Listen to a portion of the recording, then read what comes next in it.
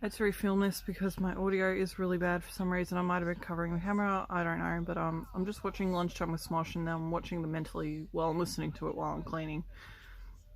And I'm listening to the Are We Mentally Ill episode, and Ian mentions going through a giddy phase to the point he was laughing in his sleep and he was like freaking his mum out.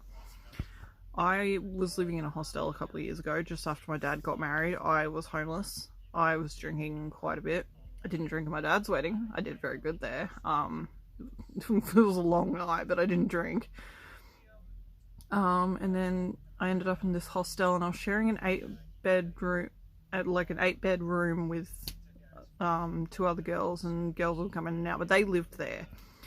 And I got along well enough with them, and like they'd say hi to me if I passed them in the street, and we'd chat sometimes, or they'd come and hang out with me downstairs while I was drinking and doing a bit of writing. I was watching a lot of Total Drama and Spyro and playing Spyro at that time as well. And the girl that was in the bed next to mine, I got up one day and she said to me, "Hey, did you know that you cry in your sleep?" And I was like, what? And she said, "You cry in your sleep a lot. Like, it's not very loud, but I hear it because I had a sheet up because I was on the bottom bunk, and I had a sheet up around my bed because I hated I didn't want anyone seeing me or anything like that. I was very, very depressed. I didn't have a doctor. I didn't have a therapist. I was losing my friends. The guy that I was super in love with at the time was being really distant and really weird, and I didn't know what was going on. And then I found out he'd been to visit the town that I was staying in, and he didn't tell me. Like, he'd been there, and I was like, "Why didn't you like call up to like grab a coffee or something?" And he was like, "Oh, it never gave me a reason why." It turns out he didn't have feelings for me anymore, and he wasn't sure how to tell me. And we are definitely no longer friends, but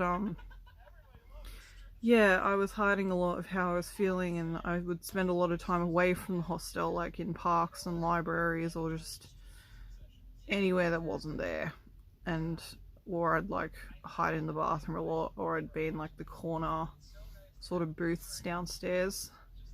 And I'd get really sad on the nights where I'd see like the girls, like the Italian girls, that they'd come in big groups to stay there, and they'd all be getting ready and have their makeup and stuff to go out on the town. I'd be sitting there in like my pajamas with my box of wine and my Total Drama playing and big headphones on, and I'd just be like, awesome.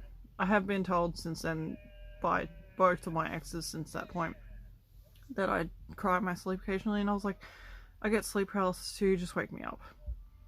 I don't think I cry anymore, but we'll see.